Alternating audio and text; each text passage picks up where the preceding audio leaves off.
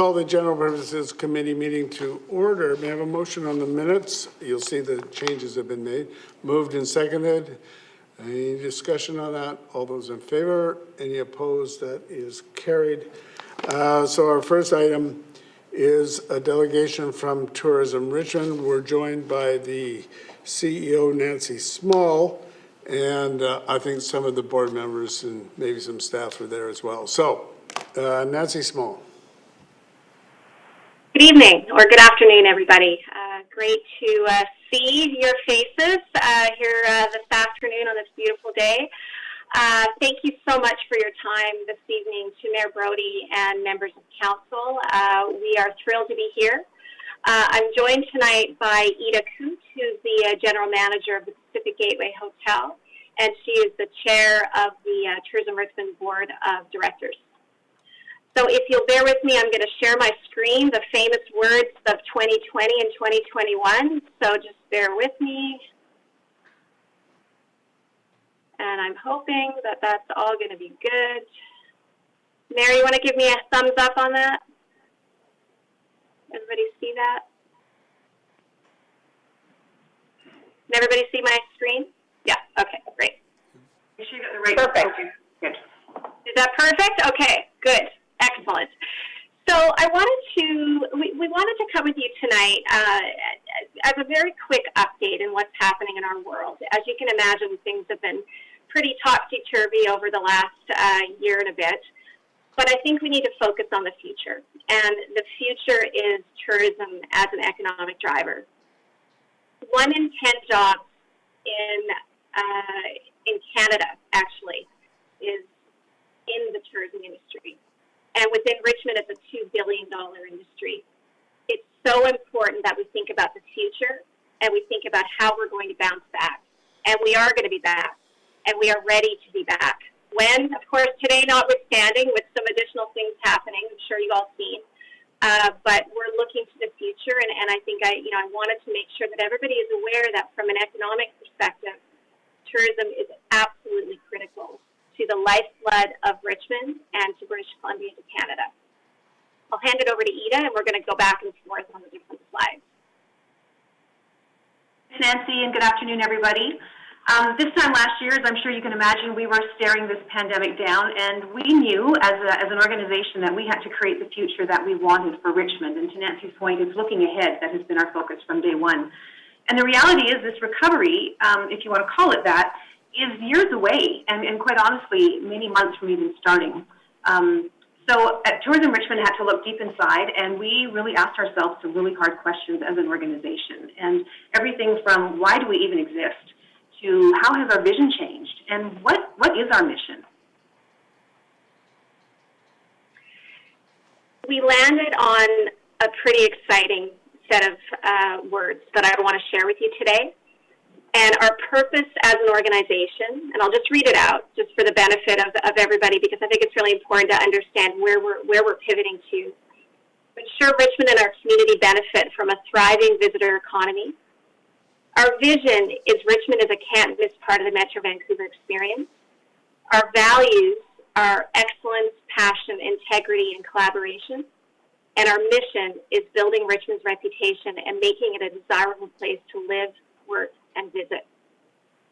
So what we've done and where we've landed is really dialing up that community benefit.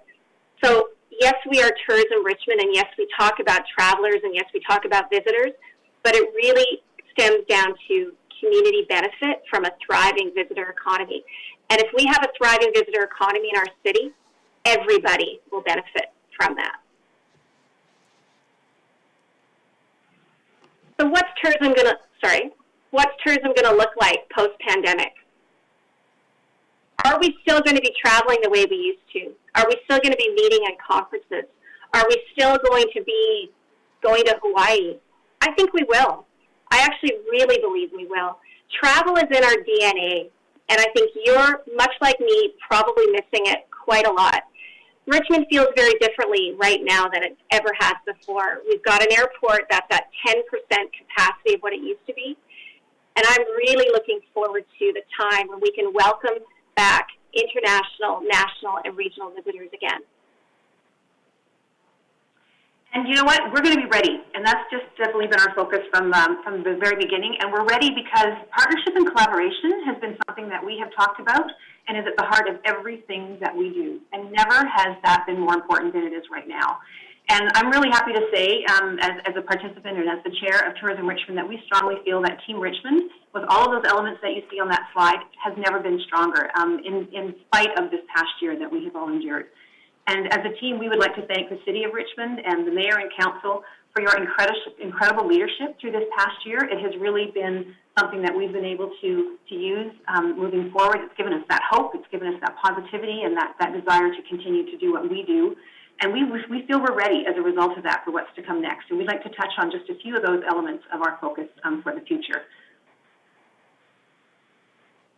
Destination marketing is in our blood. We have created over the last number of years a very strong set of messaging, imagery that we feel can stand up with anywhere in the world, actually. So this is something we will continue to focus on as we move through to the other side of this pandemic.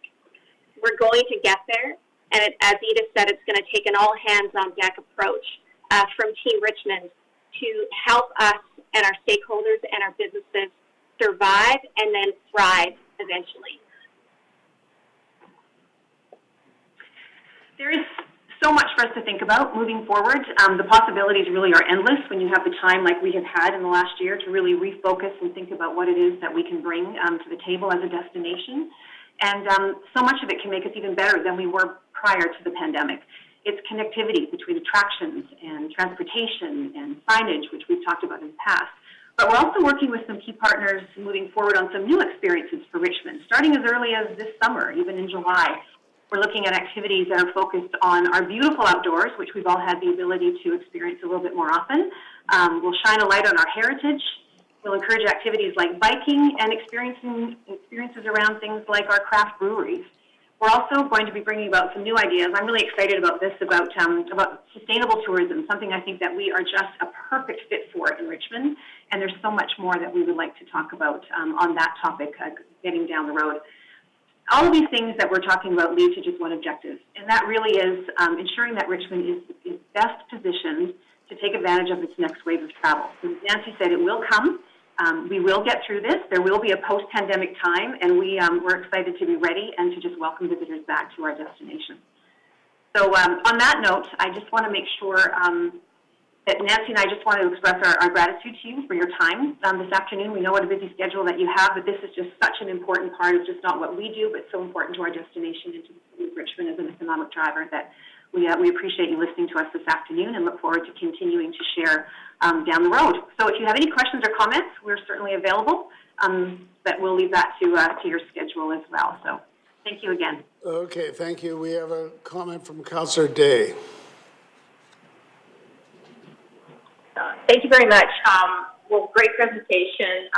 It says that recovery may be starting months away, so it's obviously not there yet. I wanted to ask a question about that because the next thing on the agenda is the hotel tax. And according to the report, in 2019, visitors spent $199 billion. Can that be right? Looking at GP 15. At any rate, how many years do you anticipate, given that it's months from starting, how many years before you think we'll get back to the old number?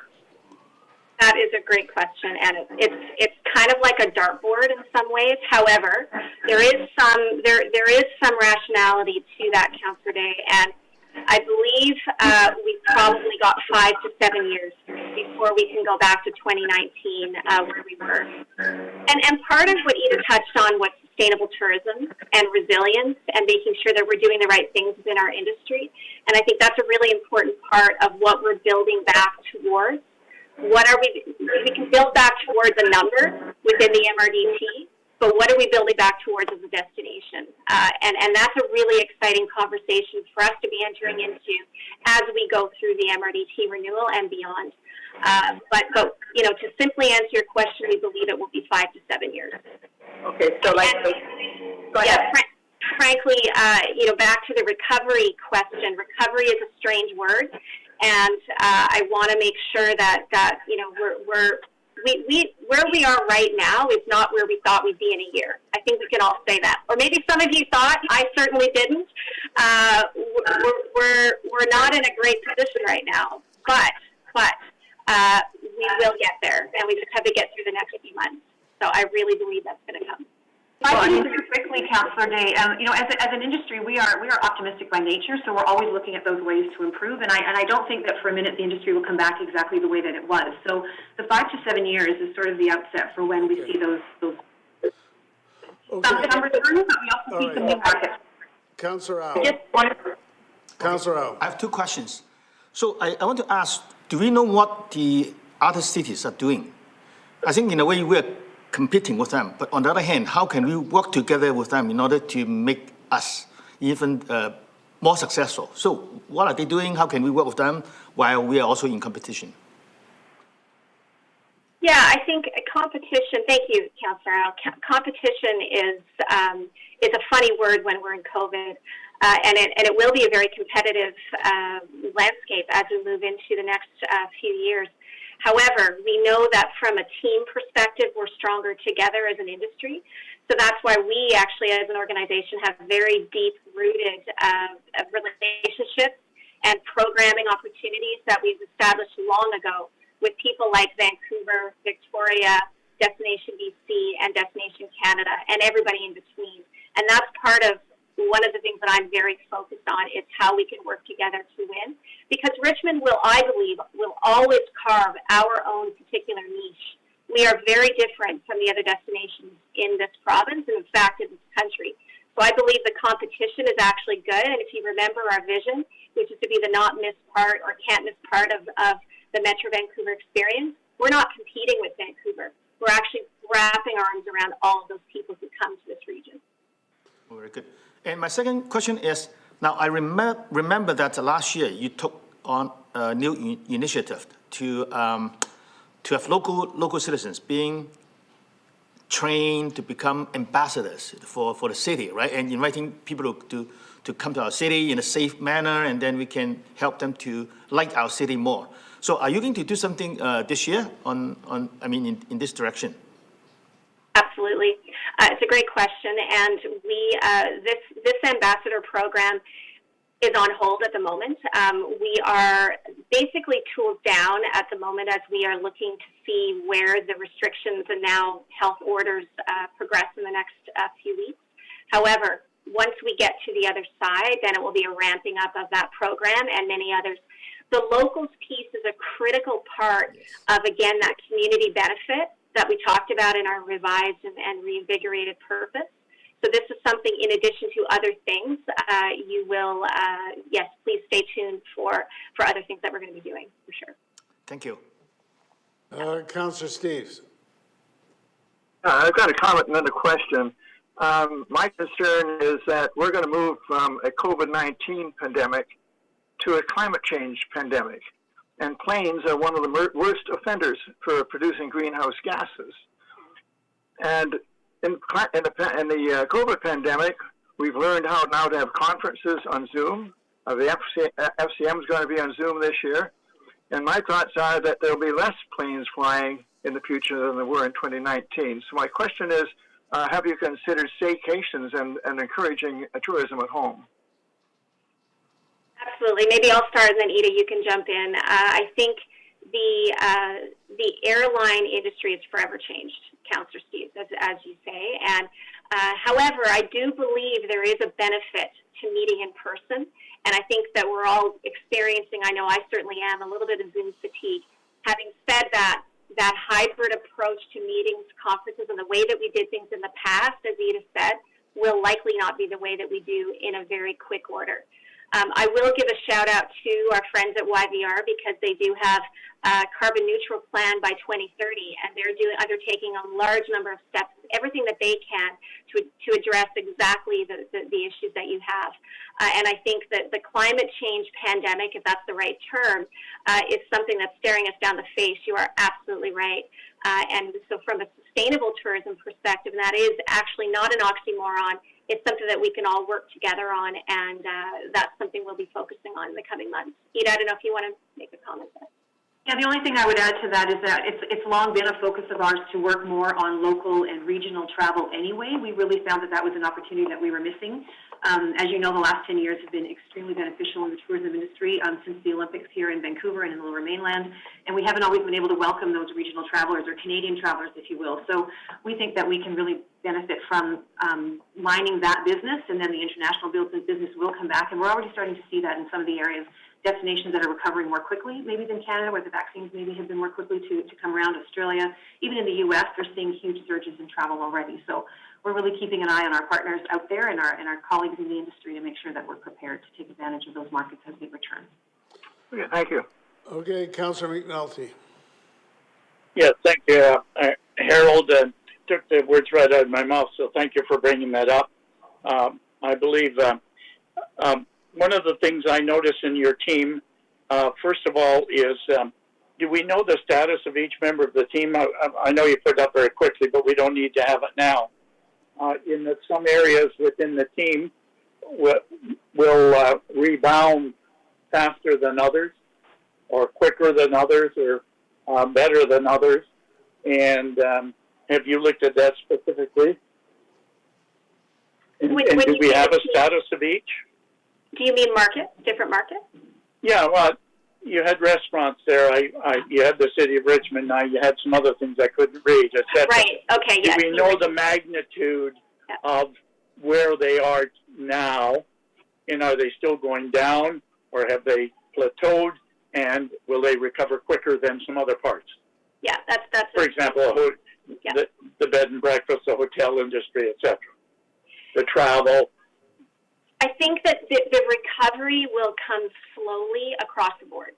And until markets open up that have direct impact on things like hotels or restaurants, that broad-based recovery will come slowly. However, to your point about locals and that piece, certainly restaurants they do get quite a large amount of their business from locals, as we know. And so therefore, that will probably come back. The issue is we may have lost some of those restaurateurs in the interim. But hopefully that will rebound quicker. But I will talk a little bit about the markets, because I think that's very important. What we're seeing is, or what we think we're going to see, is that visiting friends and relations, visiting friends and family, will be the first people that will come back to travel. We haven't seen our families. I haven't seen my family on the East Coast for over a year, and I'm really keen to get back and see my father. And therefore, I think there's going to be a lot of people in that same boat coming to this part of the world. Then you're going to see some leisure travel. Then you will probably see, at the very slower part, the business travel, meetings, conferences, and that more high-end, more high-yield type of customer. My other comment, just quickly, is, and I agree wholeheartedly with you, we need to, and I don't think we do a good enough job at promoting and focusing on identifying the assets we have in Richmond. We have some hidden gems that are not focused on at all. Everything from the highway to heaven to Gary Point blossoms right now. If you walk down this Saturday and Sunday with me, while the cherry blossom, thank you for the BC Wakiama-Kinjinkai for planting 350 Akabono trees. The parking lot is jammed for 10 hours a day. And people are hoping somebody will leave so I can get in there and take a photo. You know, those kinds of, they're very, very simple, they're basic, but they are a gem that we have. And I think not only tourism, your tourism department, but the whole city has to do it. I would guarantee some of our assets, and I could prove by events that are held, have never been, 90% of people have never been to certain gyms in our community. And I think we need to continue to promote them. And I used my Rotary Club when I used to have the wine festival, and we had 700 people in there, and 650 of them had never been to the Gulf of Georgia Cannery before. And they've lived here for 50 years. All right. So those are the kinds of things. Do you have any comment, Nancy? No, I would just say 100% agree. And then that's why working together with the city and our team Richmond, we can actually really try to get some of those gems discovered. Well, we support you 100%. Okay, well, thank you, folks from Tourism Richmond for being here, and let's hope we get out of this pandemic sometime soon and get back to some semblance of normal. So thanks very much. Thanks, everyone. Take care. Okay, we'll now go on to the MRDT 5-year renewal. Katie Ferland, is there anything to add to your report? Your Worship, I have nothing to add. I'm available to answer questions. Move the recommendation. All right, so it's moved and seconded. It's just a renewal of the past situation, right? That's correct, Your Worship. All right.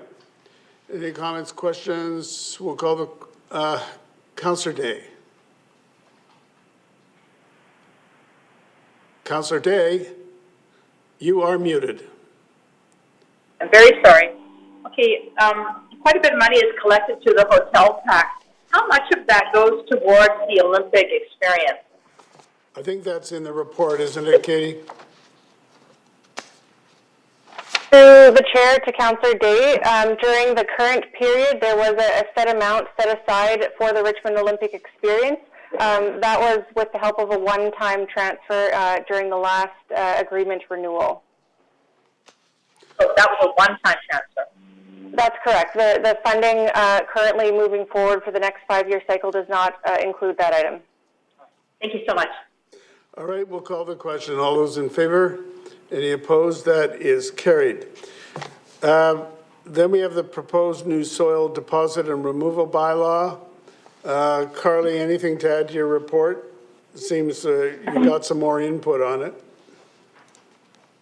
I have nothing to add to the report. All right, someone want to move it? Okay, so it's moved and seconded. We got some questions. Councillor Wolf. Thank you, Your Worship, to staff on this one. Appreciate the time spent and I think overall improvements to the proposed policy. And I think I guess my only question is about the security deposits. On page 29 in the staff report, it mentions this puts us in line with other municipalities on the security deposits from 15,000 to 200,000. And it says it's in attachment 3, but I can't find that in attachment 3. In attachment 9, I see some comparison, but can you just speak to that, the change that was made since this was last discussed, about the security deposit? Isn't that on page 21? I know, yeah, it's on there, but the comparison to other municipalities. All right, fair enough. Yes, sir. Through the chair to Councillor Wolf, on the overall security deposit, it was one of the things we were specifically directed to look at, and I think most people on council remember that the previous maximum was 15,000, and so we've introduced a security deposit now that is dependent on the size of the project, but is capped at 200,000. And we're proposing that cap because these projects are subject to a number of different security deposits, including more substantial ones from the ALC.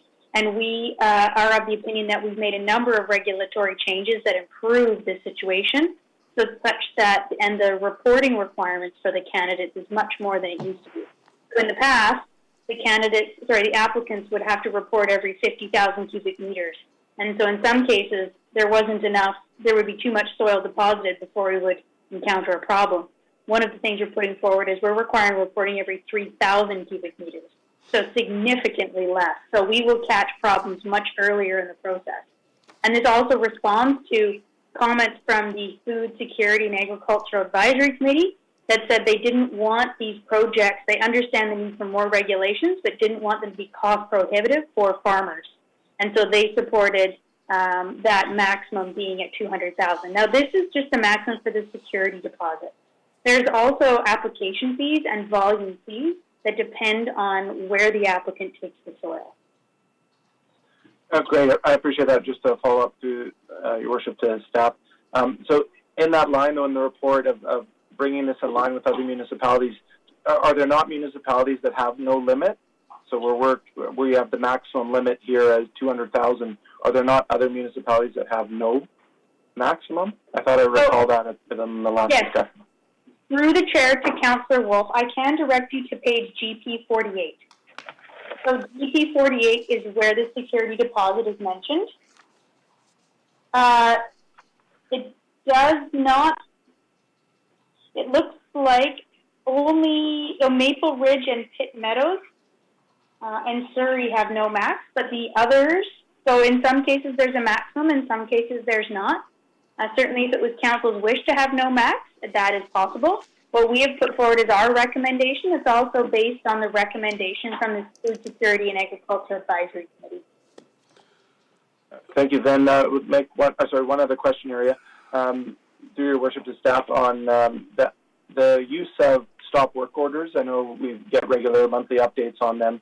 Would this change, or could you very briefly elaborate on the likelihood of the change of stop work orders? Would we have less of them because we do more regular checks and people wouldn't get to that point of needing the stop work order? Or would we expect more stop work orders with this new bylaw? Through the chair to Councillor Wolf, I think there's a couple of things that would influence that. First of all, because we're lowering the exemption limit, which is the limit of soil you can deposit without a permit, I expect we will see more stop work orders, because we are simply further restricting how much soil you can bring on without a permit. So I think you might see more stop work orders for those smaller projects. But then to answer the other question, if we see the number of projects get to the point that it can't be handled by one soil officer, the report proposes that we add a second soil officer if it's supported by offsetting revenue. And so we put that in place because it's our plan to be able to keep up with the workload like we are currently right now. Thank you. Then I'm not sure if this needs to be amendment to it, but or maybe staff can comment. The hiring of that second officer, can that be looked at and brought back to council before the next budget so it could be included in the 2022 budget? Through the chair to Councillor Wolf, yes. So the amendments proposed in this report allow us to add the soil officer this year if the work increases such that we need one. That's for this year. But then we would have it in time to know for next year as well. Okay, I appreciate that. I would like to make an amendment later on about the having no max limit, but I can do that now or later. Thanks. Later. Councillor Day. Thank you very much. Yeah, that's kind of halfway answered my question already. So on GP 24, it says the income of $50,000 to $200,000 will pay for additional staff. Do you anticipate having? I mean, does it sound, according to GP 24, that you're going to need more staff? Given that you're utilizing temporary staff. So, how do you see that rolling out? I think you're going to be okay in your department. We want to make sure you have the people to do the job. Through the chair to Councillor Day, we have the staff in the department able to keep up with the workload right now. If it increases, then the revenue will also increase. And this gives us, the motions in front of council give us the opportunity to add a temporary staff. We think that's appropriate right now because we don't know how this is going to settle out. So we think it's most appropriate to have temporary staff now. And then when we report back in 2 years, and the reason for the 2-year report back is we have to get through 2 seasons in order to have meaningful data. Then we can come forward with council to consider potentially a permanent staff member if the volume warrants. All right, well, good job. Thank you so much. Councillor McPhail. Thank you, Your Worship, and through you to staff. Well, thank you for the report. I think it's a really good report. And I think it was really important that we went out for more consultation and the feedback has been incorporated. I think there was some really good feedback that we got. Perhaps we hadn't, thought of that. And so, I think it really strikes the balance and we're in a good place. And so we are increasing, but, it's not cost prohibitive. And I think that has come through with the feedback. I did have a question about the staff, and you've answered that. Some of these projects are so large and complex now. So you've got it under control, and you'll let us know if we need to have extra staff. So thank you. Now, in anticipation of Councillor Wolf's his proposed amendment, I'm going to ask staff if we wanted to remove the maximum, would we have to refer it back to you to change the wording? Or can we go ahead just with a proviso?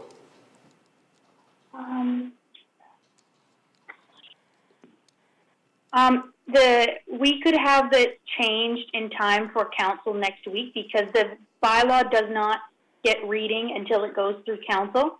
So what we would do is through a memo, send forward a bylaw with those words amended with a memo to council on Monday. So if that was council's wish, we could have that amendment in place. All right. So I guess the amendment then would be that staff be directed to provide appropriate wording to remove the maximum security deposit in the bylaws. I think that's the wording, yes. All right, so Councillor Wolf, is that what you want? Yes, so moved. Thank you. All right, is that seconded? It's second, so that's moved and seconded. I frankly don't find myself in support of that, not because I think it's necessarily unwise. I just think that we're going to go through 2 years and then there's going to be a review. And I think that that's, for me, that's going to take care of it. And then staff can make recommendations that we found is the result of our experience that we need higher limits or no maximums. I think we should follow the subcommittee's recommendation, so I'm not going to support this. Councillor Au? Yes, I want to ask staff a question. I think actually in the report, this was being discussed. I think staff is trying to take a balanced view. On one hand, we got sufficient requirement for deposit. On the other hand, we don't want to become a hindrance. So can staff think of situations in which, without a maximum, it would become a hindrance? So can you give us some examples in what kind of situations, without a maximum, would actually work against our original intention?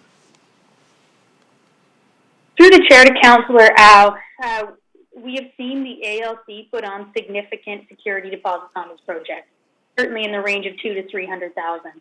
And we feel that if we didn't have a maximum of $200,000 on ours, we could have an applicant saddled with, $500,000 to $1 million just in security deposits. And it's that we as staff don't recommend. We feel that's too onerous given all of the other requirements that these projects have. For reporting, for hiring professionals, for having monitors, soil monitors of all the trucks. We feel that those are the things that deliver the results that we need, and putting a higher security deposit on the project potentially burdens them without the same results of the additional requirements. Thank you. All right, Councillor Day. Thank you, Carly. So if we decided to take away the maximum $200,000, that doesn't mean we have to actually charge it, I would think. So what is the downside of having the ability? Let's say it's a $2 million tippage fee, and we've seen that before. What would be the downside of having it at no maximum? Because you don't actually have to use it. Through the chair to Councillor Day, it is something in our bylaw, and so we don't have necessarily the discretion if we say no maximum and the bylaw specifies the amount to pay. We don't necessarily have the discretion to alter the bylaw for each individual project. It's just staff recommendation that it would be too onerous going beyond $200,000. Thank you. Councillor McNulty? Yeah, thank you, Your Worship. I'm ambivalent about the maximum. It doesn't bother me, although we would be the highest in the district if we didn't have a maximum. I'm more concerned about what are the costs leading up to that before we would take a deposit. Ms. Williams said earlier there was an application fee, there was a maintenance fee, etc. Can we get a memo on how significant those are? Because I think it would put it in perspective. If I was going to dump soil, etc., what do I have to do, and how many how many steps do I go through before I even put up a security deposit? And then, do we have criteria for that security deposit? if I was going to do X, Y, and Z, why would my deposit be $100,000 and Mayor Brody's on his project down the road be $50,000? And we're doing the same volume of work, let's say. Just, do we have that? I didn't put it in the report, so. Through the chair to Councillor McNulty, there is comparisons on GP 48 and 49. It talks about the various fees that we put on the applications. The security fee is based on the security deposit, is based on the size of the project. So a bigger project would pay more of a security deposit than a smaller project. Certainly, if council wants to help, we could put a memo together that maybe compares the past projects, the projects recently approved by council, and what the fees are that they pay today or on the old bylaw, and what they would pay on the future bylaw, and put that in perspective. I think that would be helpful, because when I read it and start adding up, everybody pays approximately up to $600. So let's at $600, it's $15,000 or $115,000, whatever, and it goes on from there on the 2 pages. So, are those the real figures? And that's all. What I'm trying to do is trying to get an estimate of what it is, because the food security people, I'm of the concern too. If we really want to farm, we don't need to put penalties in front of people. We should actually remove the fees so that they can farm and put their efforts into the soil so that they can have crops or whatever they're doing. So I'm looking at it the other end. If somebody is a speculator, that's a whole different ballgame. So I think if we would need to have our fees, there need to be farm fees, and if you wish, speculation fees, and there can be no lid on that from my perspective. But the farm fees, I think we've got to try to be encouraging, and we tend not to on occasion. So I'd like to see that, just to see it. I hate to ask you to do extra work, because I know you're busy, but I think it would give us a better perspective. Thank you. Okay, so on the amendment to get a wording to remove the maximum, on that amendment, all those in favor? Those opposed? That is defeated with Councillor McPhail, Al, McNulty, and the mayor opposed. So on the main motion then, I'll call the question. All those in favor? Any opposed? It is carried with Councillor Wolf opposed. Brings us to the Police Reform Act. Cecilia or Mark? Councillor McPhail, you had your hand up. Is that for the next item or? Okay. Mark Mrdt or Cecilia? To your worship, I have nothing to add at this point, and I'm open to questions.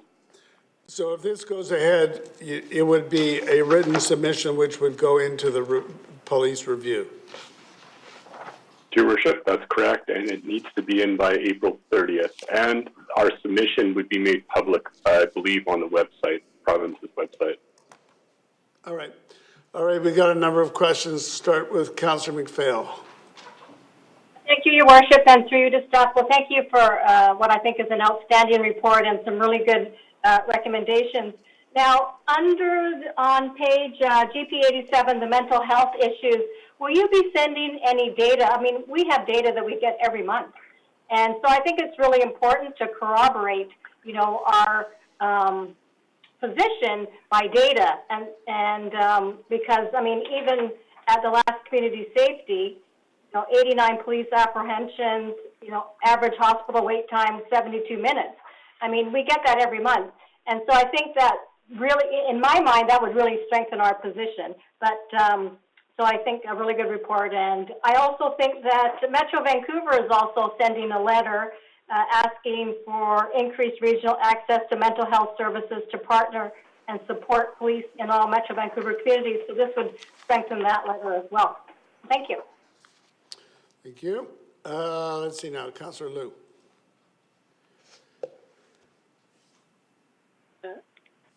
Thank you, through the chair. Thank you to staff for this. On GP 87, it talks about mental health issues and 58,780 calls on a 3-year annual average. And that's just for RCMP covered communities? Through your worship to Councillor Liu, that's correct. Okay. It would be interesting to have that as a rate of per 100 population or something, and then be able to compare it to, say, other communities, just so we have some sort of understanding, because off the top of my head, I don't know the number of all the municipalities that are RCMP, so it's kind of just a number out there that doesn't relate to much, if you will. Does that make sense? Through your worship to Councillor Liu, perhaps if we take it as a percentage of the overall calls for service and incidents, it's roughly 6%. Okay, thank you. It just gives it some sort of perspective, because otherwise it's a big number, but it doesn't necessarily relate to anything. Thank you. And then at one point you talk about mental health specialists and that there's a need for involuntary admissions and things. I'm wondering if we need to make a request or if an inclusion in requesting a change to the rule to have some sort of a lesser certificate so that people could be admitted on something slightly different, but then still there's some sort of different admission, or if that's even a thing, I don't know. Just an idea. And then when they talk about later on in your thing, you talk about information sharing is very patchwork, and I'm wondering if this sort of blends into a bit of a privacy issue. So I know we've got various different boards and bodies and rules that are governing what is able to happen, and I'm wondering if the patchwork has something to do with a privacy issue, and then if that information needs to then go to privacy commissions or something like this, or if it's just a patchwork because the information is just not getting where it needs to go. So I'm wondering if there's a two-pronged response to that. Through your worship to Councillor Liu, there is a privacy component which could be standardized by the province, and there is the ability for police and mental health workers and health workers to share information if they believe public safety is at issue. However, this is often a subjective criteria. So the idea would be that there's more rigor, more standardization around that when there is a potential to share information, particularly when it relates to a public safety issue. And there are cultural differences between police and health organizations, although for the most part, they function fluidly. Okay. So I think maybe that piece, the rigor around how something's determined a health issue or a safety issue, might need to be included in that. Thank you. Okay, Councillor McNulty. Thank you, Worship. Excellent report, actually an outstanding report, really shows the need for having the RCMP and the right numbers, and we'll never have enough RCMP to continue along this way. It's interesting, and I'm not sure how we're going to present it, but what's coming out every day with regard to Peter German's report coming back on money laundering and what have you, I think it's showing, and I'm not putting blame on an inadequacy of what we have in the community, and not only just our community, the community at large, and not being able to deal with it properly. And I think it's coming out that. So I think what Mark has put into the program, the coordinated strategy, I think is extremely important, and it defines for more resources to be put in that area. I do want to follow up a bit, if I may, Your Worship, on the mental health issue. I don't, and I'm appalled when I know what our Fox 80 did in 2019, 1,429 calls for service within Richmond alone. Mark, does these calls that are marked, are they drug overdose? Are they fentanyl related? Are there arson involved? For example, because to me those are mental health issues as well. And are they part of the numbers, if you wish?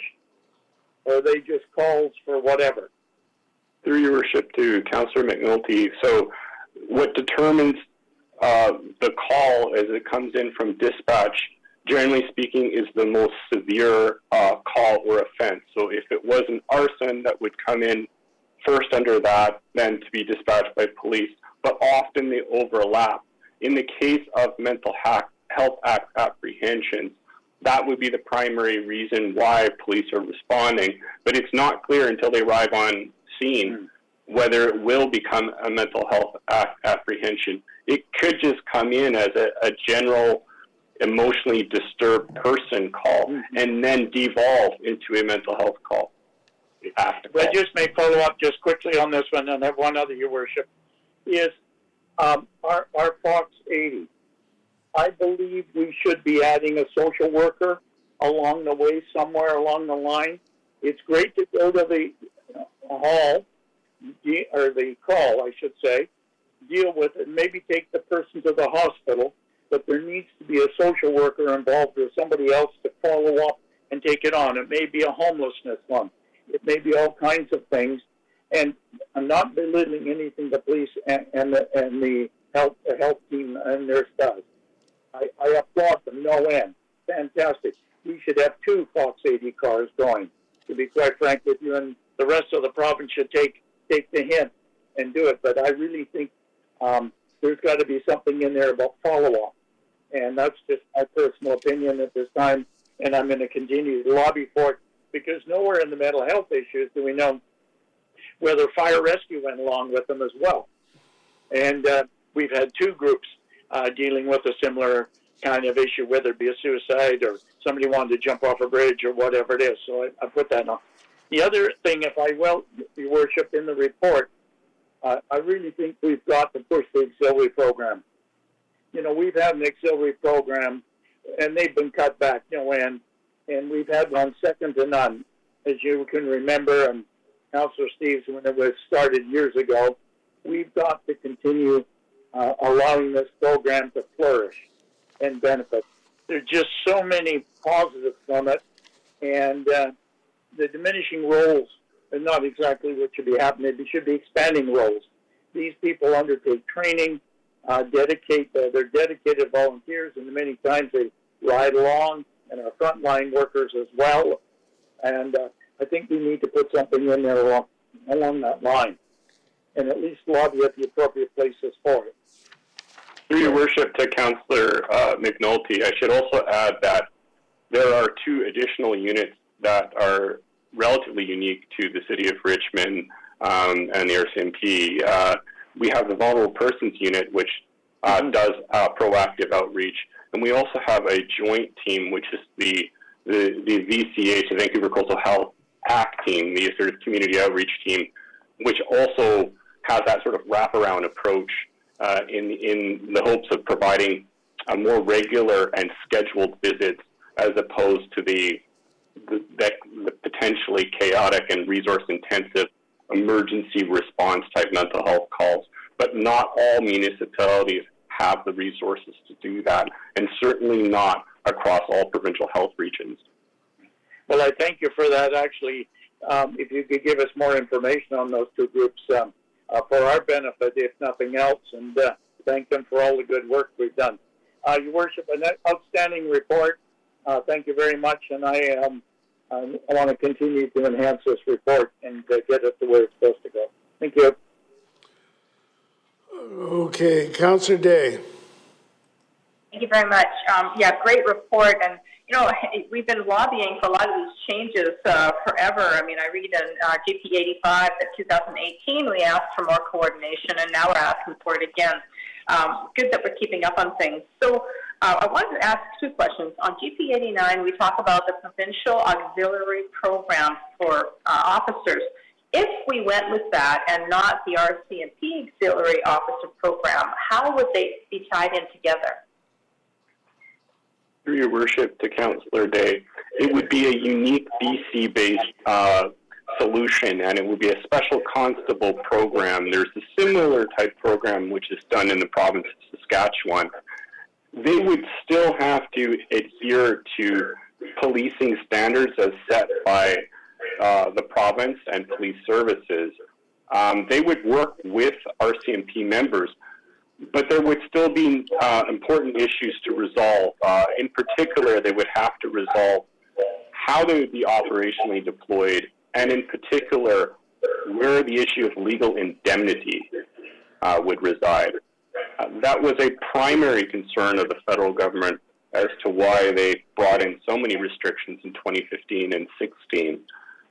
So the province would have to set those standards, but under the BC Police Act, the RCMP would have to adhere to those.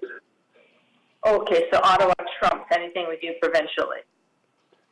In the case of, through your worship to Councillor Day, if they are RCMP auxiliary employees, they would adhere to the national standards set by the RCMP. If these were provincial special constables, they would adhere to the police services standards as set by the Director of Police Services. All right, thank you. And then another comment. I was very surprised to read, in fact shocked to read, that the largest municipality in British Columbia, Vancouver, does not participate in the, on page 86, the integrated system for dealing with, it says here, the largest municipality is not participating in integrated teams. That is shocking to me. Why in the world would they opt out of such an important, organization and fact sharing? I mean, that just makes no sense to me. And if that's the case, I think the council should be writing to Vancouver Council to ask them why they would not participate in the integrated team. Do you have any comments on that, Mark? Through your worship to Councillor Day, Vancouver does have a large homicide squad of its own. Definitely through the RCMP and non-RCMP police jurisdictions, they see a benefit of having the resource capacity and continuity of a specialized homicide team. Vancouver is one of these police departments with a significant number of resources where they can provide a bit of that resource pool. Definitely these are specialized trained police officers, and there's a benefit to being in the integrated system. Often these investigations can quickly have a significant budget to them. So perhaps Vancouver deems that they have enough resources within such a large police force. I talked to an RCMP advocate today, and he told me that the RCMP and the integrated teams get some of the highest levels of training in the world, and that they're looked highly upon by numerous other countries. Is that incorrect or correct? Through your worship to Councillor Day, that is correct. I should add that both Vancouver Police, Toronto Police, and the RCMP often are requested on international missions. Often they are providing training to countries. The RCMP, for example, provided training in missions in Kandahar. They provided training in Iraq and around the globe. So I would say that the Justice Institute BC, along with the Pacific Region Training Center, RCMP's PRTC, and DEPO, these are premier level institutions that are on par with some of the best police forces around the world. So I ask that I'll make a motion later that we write a letter to Vancouver asking for clarification on their lack of participation in the integrated team. Councillor Wolf.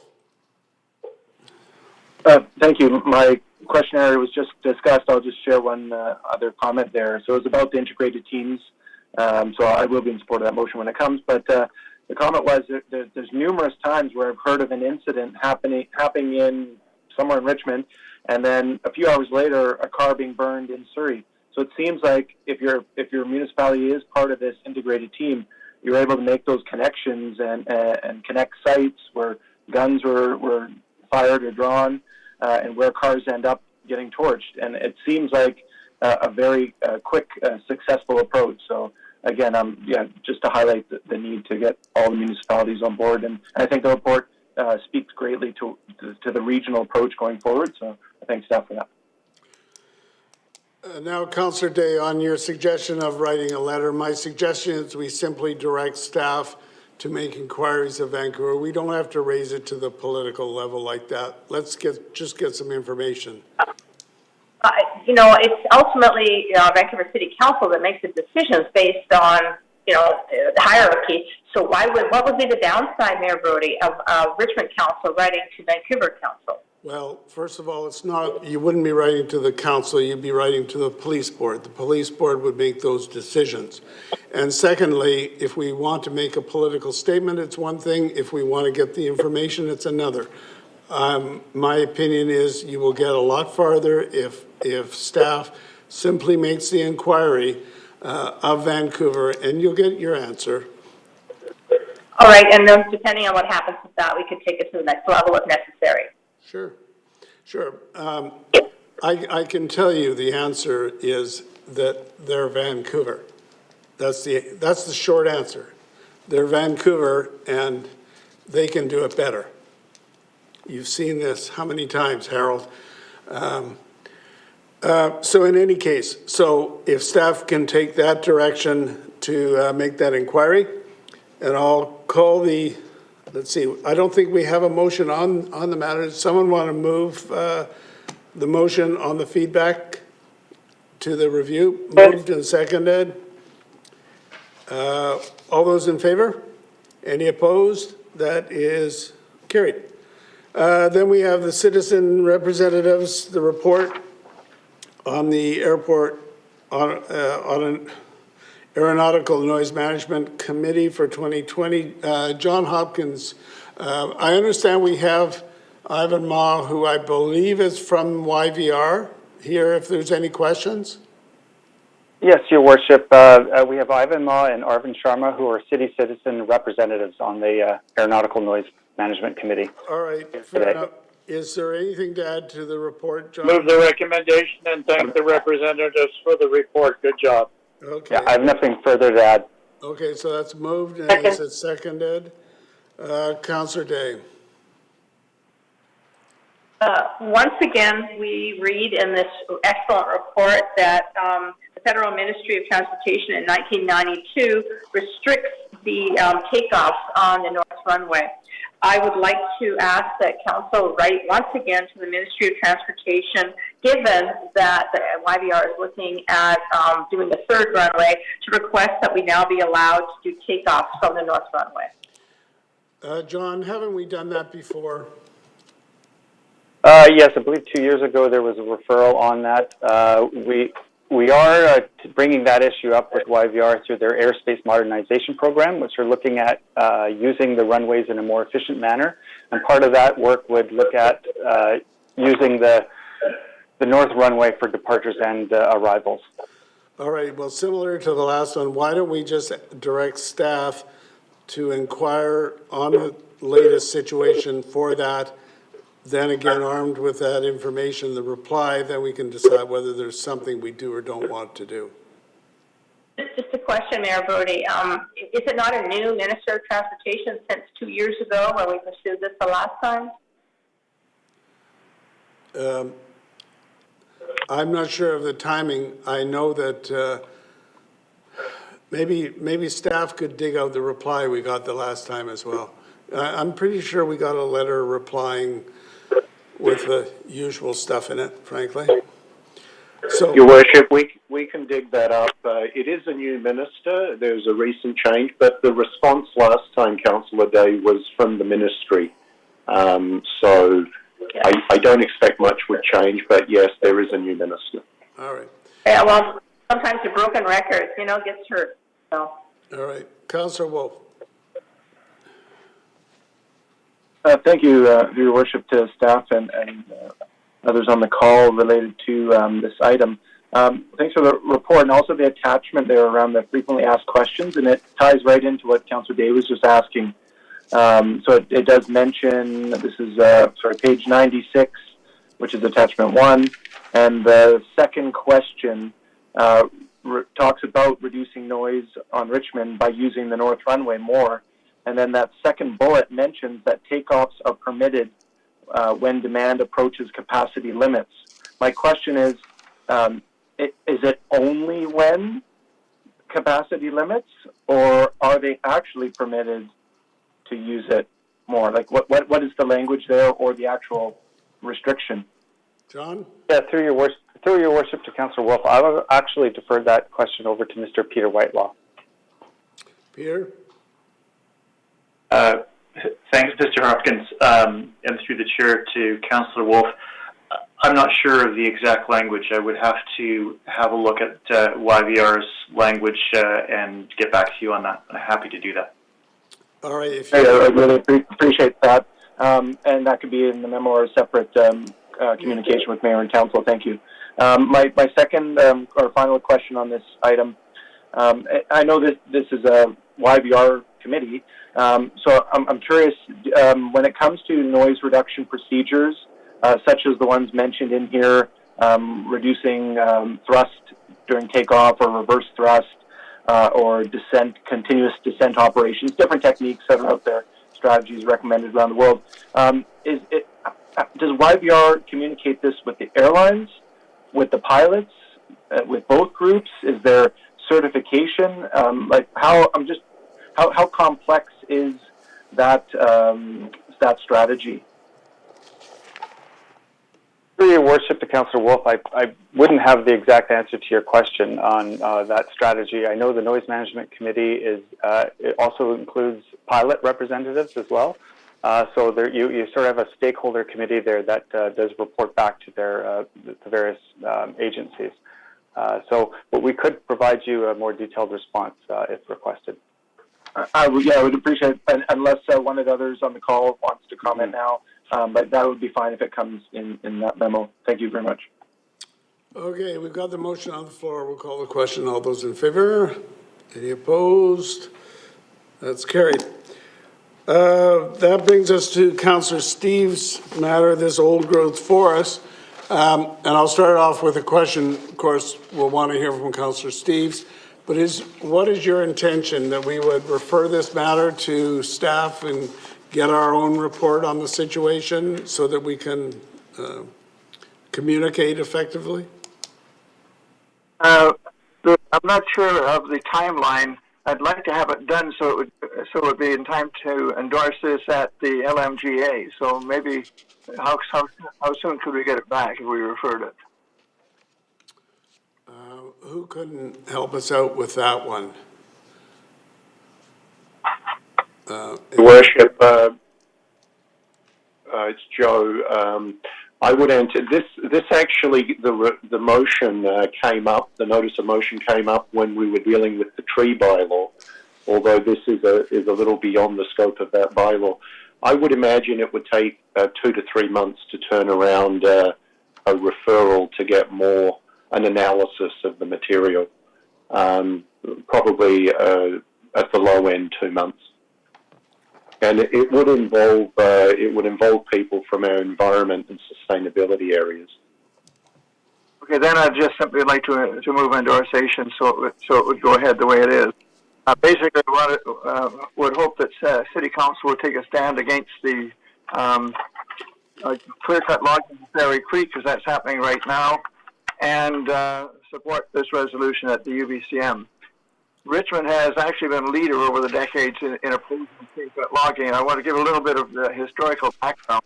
Back in 1929, the chief forester of British Columbia was a fellow by the name of Max Pollock, and he actually recommended the sustainable logging and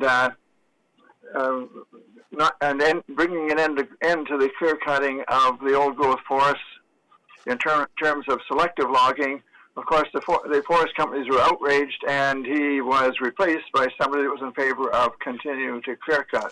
But that's a long time ago, and basically his philosophy was similar to the report that's attached to this motion from the old growth forest review panel. Max Pollock took his kids up the mountains, and they dug up trees, and they selected seeds, and they planted them around their home in Richmond, created their own old growth forest, and that's how we got Pollock Park. So I think we've got a deep-rooted history there, if you don't mind the pun. I didn't intend it. Will Pollock, his son, became a spokesperson for saving forests in Richmond. He contacted me in the mid-'60s when I was the chair of the Science Teachers Association, and we jointly went to Richmond Council and said we want to save the trees and the forests and the plants in the Ludo Island Bog, and that's how we got the Richmond Nature Park, and eventually how we got the bog forest in East Richmond. At the same time, we had the major seed company in actually in all of Canada, the Roche Seed Factory in Francis Road in Richmond. The UK had clear-cut all the lands in northern England, and they were trying to replace their forests, and we provided the seeds from British Columbia from the Roche Seed Factory. In the 1980s, and getting ahead of myself, in 1973, the Barrett government came out in opposition to clear-cut logging and cutting down the old-growth forests. They set up a forestry and fisheries committee, which I was on, and we reviewed the forests and found that every time they cut down a forest, they destroyed another salmon spawning stream. Streams only a foot wide, full of salmon, just so close together they couldn't move. And once you cut the forest down, the water warmed up, and the salmon fry died, and they never spawned salmon there again. And I think we recommended again not to cut down the old growth forest and even any forests that were along salmon spawning streams, or we would end up destroying the salmon fishery. And we know what's happened there. Then in the 80s, the chair of the Richmond Advisory Planning Committee, Dr. Thurgood, was the chief forest educator at UBC in forestry, and he was opposed to the clear cutting of the old growth forests and in favor of selective logging. I went to Scotland to visit my daughter in the mid-'80s and took a tour of the forest of the UK in the mid-'80s of 3 or 4 days in Northumberland, and found out how that they managed selective logging, where they actually they planted them in 1928 or 29. They planted BC trees there, and they harvested every other tree every 15 or 20 years, and then they replanted, and they were just continually harvesting and replanting, and the major trees were being left behind that became seed trees, and basically they had created new forests from where there was nothing. We continue to cut our trees down, and our trees are devoid of birds and shrubs and the browse for animals when they grow back, because we simply level everything. So I think I'm not going to go into the benefits of the old growth trees that are full of owls and hawks and animals and plants, but I think that's pretty well known. In terms of what's happening in my neighborhood right now, we've had 5 houses knocked down in the past 2 or 3 weeks. We cut down the old growth trees, we build houses, and in 50 years they're gone. And that's never put into the equation about climate change. You only hear that if you cut down a tree, it regrows and it takes carbon dioxide from the air. But they never tell you that when that house is burned or goes to the dump and the wood decays, that it's not regenerating anything. It's actually creating greenhouse gases. So I see no reason why we shouldn't simply adopt this the way it is. So you're saying adopt both resolutions? Yeah, both resolutions, one to the provincial government, one to the LMGA. And basically, we would just endorse it. In other words, it would be in their name, but we would, certainly the LMGA, we would endorse it. In terms of the first one, we could actually simply write a letter to the province saying we agree with this. Councillor McPhail. Thank you, Your Worship. I will support the resolution. We missed the deadline for the LMLGA. It could go in as a late resolution. The deadline for UBCM is May 14th, so there's time to do that. But I agree with the path that Councillor Steves is taking, because what happens when you have similar motions, the one that gets in there first is the one that's put on the floor, and you refer to the other ones.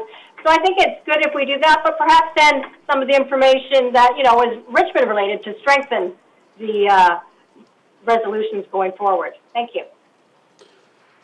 Councillor Day. I would support, if we can't send a separate motion to LMTA that's at least write a letter of support for the Port Moody motion. I think they've nailed it. Thank you. Councillor McNulty. Yeah, thank you, Your Worship. It's too bad we missed it. I support everything that Councillor Steves has done. I have a concern about process here. We're unique and we've got a unique perspective. I don't like to follow people. I think we need to continue the leadership. But as I read on page 101, the first resolution, it says if these 14 panel recommendations have been implemented, it's okay to log old growth forests after that. I mean, you can read that. It's not exactly what I want. I like Harold's idea of sending a letter of support. Harold, I think we should do a study because this is a climate change issue and it's bigger. And it's not something that we should rush, and we should take a stand in dealing with that. Rather than following, show the leadership, outline the things that you have in the background, and put our own petition in for it, which would, in my opinion, strengthen anything else that's there from our perspective. But if you read the third line of that, it diminishes really what the whole report is all about. And, my question, you want action, not reaction. You want something to be done, not undone. So I support you 100%, Harold, in what we're doing, but I'm not so sure Port Moody has it right. I'm no grammar writer, but in terms of dealing with it, but I think we could have something a lot stronger than what's there in that, and even in a letter saying that we give direction on it as well. So that's just my comment on it, but I will support it, doing something, because to do nothing would be criminal. So even if we're late, Councilman McPhail indicated if we're late, it's better something late than nothing at all. And but I still think we should do a follow-up. And I think if it can take 2 months to do something like that, I think we should try to do that. So I'll go with whatever everybody wants to do, but I think we should make it stronger. I don't think that this is strong enough, to be quite frank with you. All right, well, I'll go back to Councillor Steves, because your recommendation is that we endorse and support the old growth forest resolution passed by Port Moody on March 23rd. And so presumably a letter would be written to, secondly, a letter would be written to the city of Port Moody accordingly. Is that what you have in mind? That was the idea, and that we would support it when it goes to LMGA. Mm-hmm. And in terms of the 14 points, the 14 points make it clear that we shouldn't be actually clear-cutting the old growth forest. So that's true, depending how you interpret it. All right, so it'd be the resolution as you see it, plus a letter be written of support. So that's what you're moving. So it's moving. Is that seconded? I'll second it. All right, so it's seconded. Moved and seconded. We'll call the question on that. All those in favor? Any opposed? That is carried. That brings us to the need and options for regulation of food trucks in Richmond. Katie Furland and Carly Williams. Your Worship, we have nothing to add to the report, but we're available to answer questions. Okay, my question is this. It's one of process. Number 2, direct staff to give notice to 2 mobile food vendors, etc., of the proposed cancellation of their business licenses, including a notice of opportunity to be heard by council. Now, if we give direction like this, process-wise, does staff go out and cancel the license, or is it council would have to cancel the license? Your Worship, if I may answer that question, in terms of process, what would happen is the business license holders would be notified of the proposed cancellation, and the meeting of council at which council would consider that proposed cancellation. So ultimately, it is a resolution of council after reviewing the material that would be submitted by staff in support of that cancellation. I thought staff canceled, like, forget this context, but just generally with business licenses, I thought staff canceled giving notice to the previous holder that they could appeal to council to rescind that. I'm mistaken on that, I take it. Your Worship, you are correct with respect to suspensions. That power has been delegated to the manager of bylaw, but not with respect to cancellation. That is a power that has to be exercised by council. All right, that makes sense. Thanks. Councillor Wolf. Thank you, through Your Worship, to staff. Just I think a quick question. I notice a fair bit in Richmond where there's maybe you'd refer to it as a mobile cart company. So I'm just trying to find out if they fit into this as well. So it's not a truck, it's not a vehicle with an engine, but it's a trailer that would be pulled behind a truck, and it would be like a barbecue, mobile barbecue. The truck would be detached, and it would just be the restaurant or the food cooking area with a tent over top of it. Does that factor into any of this? Through Your Worship to Councillor Wolf, yes, the city bylaws define a mobile food vendor, including trucks or trailers. Okay, then Your Worship to staff, the list that was given at the previous discussion on this didn't list some that I'm very familiar with seeing, and there are signs or advertising on the side of the road. So are there just more for staff to put into our inventory of what's out there? Is that maybe where the gap is? Through Your Worship to Councillor Wolf, there is mobile food vendors that operate on private property and some that operate on city property. There's only 7 mobile vendors with licenses to operate on private property. Okay, thank you. What about the carts that are like a bicycle, like the ice cream vendors? Are they captured by this? Through Your Worship, yes, they are, but in most cases they operate on city property and not on private property. All right, so we're regulating them. Councillor Day. Would it be necessary to cancel the business license if we could just relocate them? And I'm thinking could be Britannia, Shipyards, could be the CC Community Center, or maybe the very end of Dairy Point. Through Your Worship to Councillor Day, it's our intention to work with the 2 vendors in Steveston to find alternate locations. And should we get their consent and their agreement on that, we would not need to move forward with the cancellation. Okay, so the carrot and stick approach then. So we're obviously, I'm hoping we're going to do that first. If you mentioned in your report that we are going to make effort to find them a new location. So maybe this will not be an issue. It's possible if they agree to a new location, correct? It's Your Worship to Councillor Day. Yes, we will only bring forward the cancellation if we can't get them to agree to move. Okay, thanks. That's perfect. Thank you. And you would let us know of that development if you saw that happening? Your Worship, yes, to Your Worship, yes, that's correct. We will give an update to council one way or the other. All right. Councillor Rao. Yes, Your Worship, I support the recommendation, but I have a question. On GP 203, the second last paragraph, the last sentence, the staff proposed an amendment to introduce a requirement that mobile food vendors on private property in Steveston are required to be at least 100 meters from existing restaurants.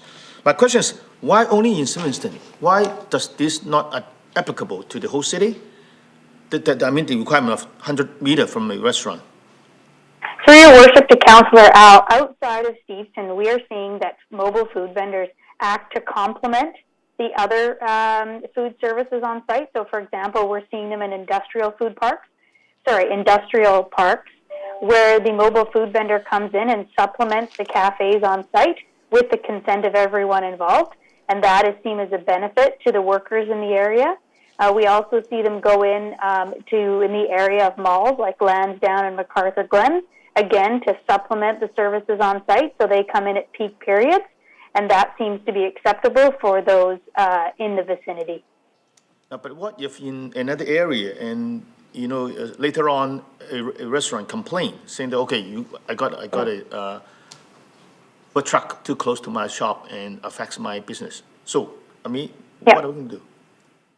Through your worship to Councillor Al, that would be, we would find that out in the temporary commercial use permit process.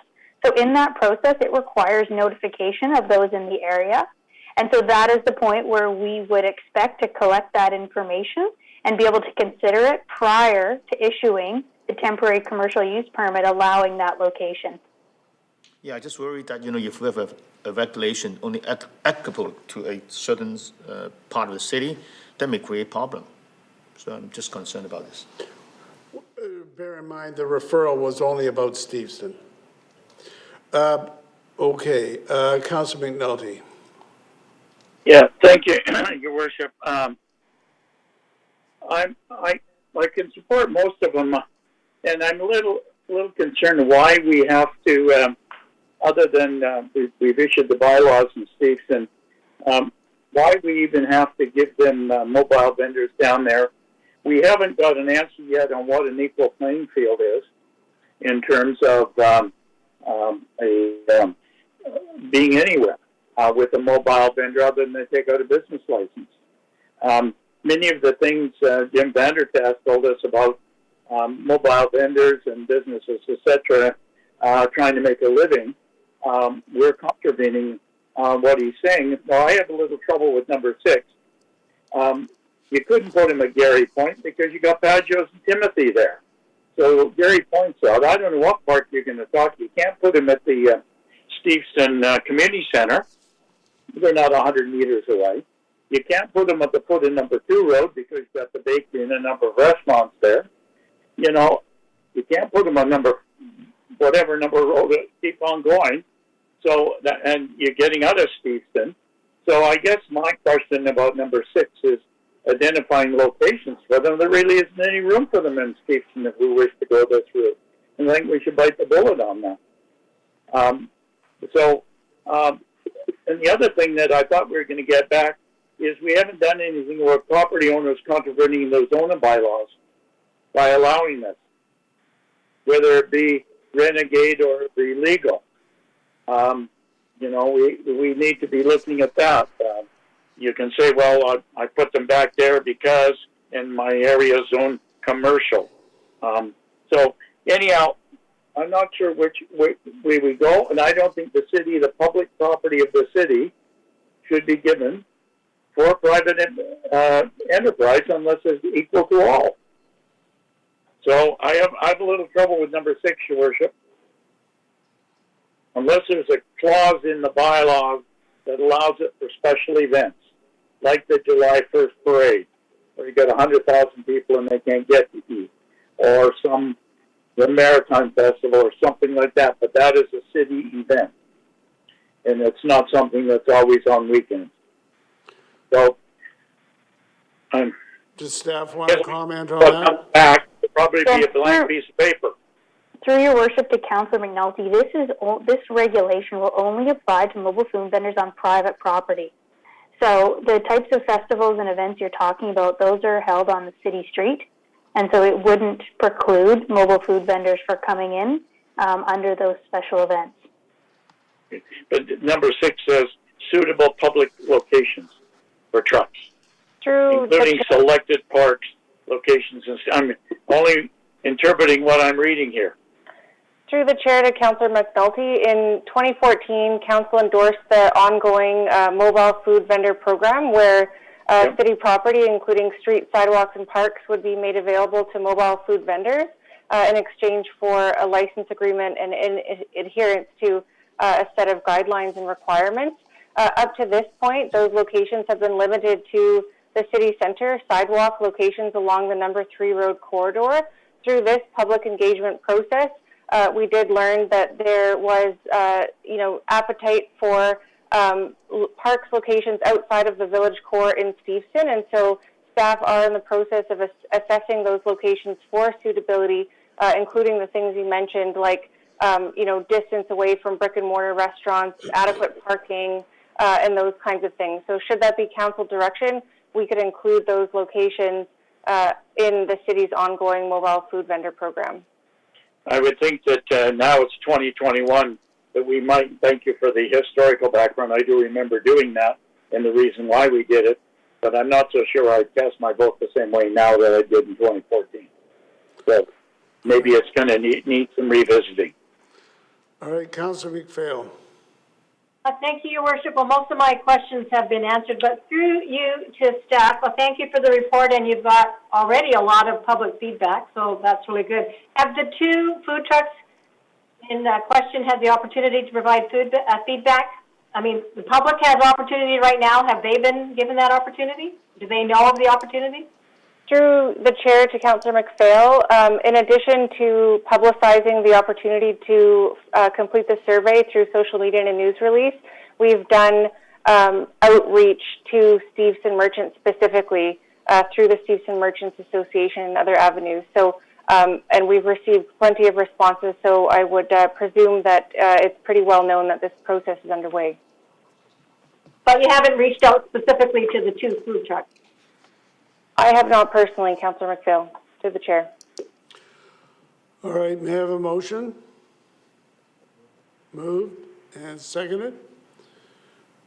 Further discussion on it? All right, we'll call the question. All those in favor? Any opposed? Any opposed? All right, that's carried. I think that's it for General Purposes Committee. We've got no closed meetings, so that's it, right? All right, someone move adjournment? All right, we're now adjourned.